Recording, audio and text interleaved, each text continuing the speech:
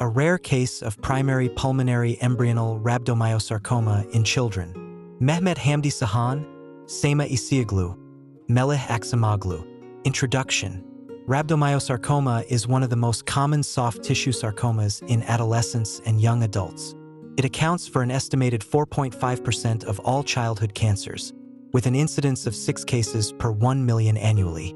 Histologically, rhabdomyosarcoma has several subgroups, primarily embryonal, alveolar, pleomorphic, and spindle cell/sclerosing rhabdomyosarcomas. It is usually seen in children under 15 years of age. More than 50% of embryonal rhabdomyosarcomas occur in the head and neck region. The retroperitoneum and pelvis are less common sites of involvement.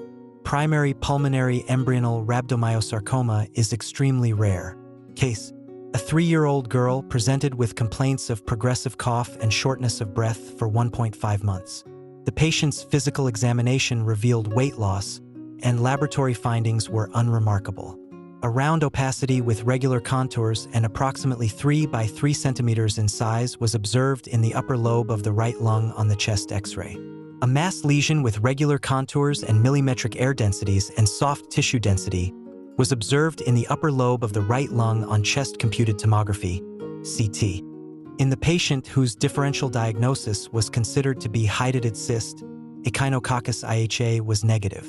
The lesion described in the right lung on PET-CT examination had an SUVmax value of 2.8. An endobronchial lesion protruded from the entrance of the upper lobe of the right lung to the trachea was observed in bronchoscopy.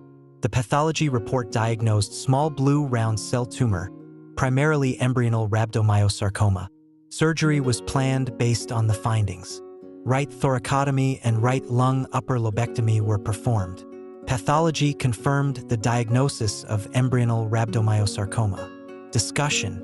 Rhabdomyosarcoma may develop unusually even in regions without skeletal muscle differentiation. Primary pulmonary rhabdomyosarcoma is a very rare site for rhabdomyosarcoma to develop. Pulmonary rhabdomyosarcoma is histopathologically formed in 2 ways. The first is that the tumor arises from heterotrophic islands of striated muscle.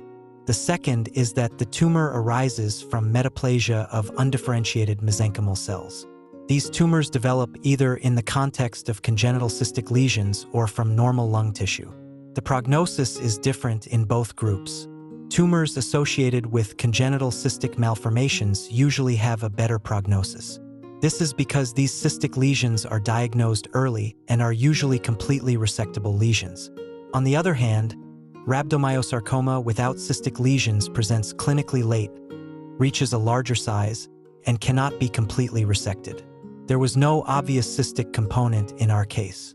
Children with tumors smaller than 5 centimeters generally have a better prognosis than children presenting with larger tumors. In our case, the tumor size was 3 centimeters and the tumor was completely removed surgically. Most cases present with cough, shortness of breath, and chest pain. Our case also had similar symptoms. Conclusion. In the differential diagnosis of a child presenting with abnormal opacity on chest X-ray, rare conditions such as lung tumors should be kept in mind. Thus, early surgical intervention can be performed and long-term morbidity and mortality resulting from advanced stages of the disease and treatment complications can be prevented.